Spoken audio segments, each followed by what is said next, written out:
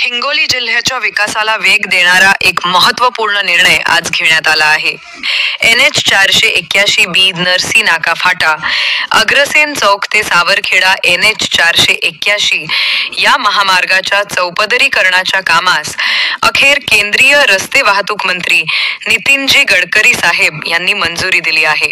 या कामास मंजुरी मिळवण्यासाठी कार्यसम्राट आमदार तानाजीराव मुटकुळे साहेब यांनी आज दिल्लीत गडकरी साहेबांची विशेष भेट घेतली. त्यांच्या पाठपुराव्यामुळे हे महत्त्वाचे चौपदरीकरणाचे काम मंजूर झाले असून लवकरच या कामाचा शुभारंभ होणार आहे.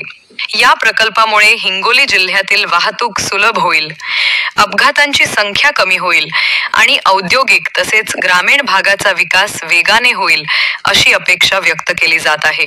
या निर्णयामुळे हिंगोलीकरांमध्ये आनंदाचे वातावरण असून लोकांमध्ये पंतप्रधान नरेंद्र मोदी, उपमुख्यमंत्री देवेंद्र फडणवीस, मंत्री रवींद्र चव्हाण आणि आमदार तानाजी मुटकुळे यांच्या नेतृत्वावर विश्वास अधिक दृढ झाला आहे.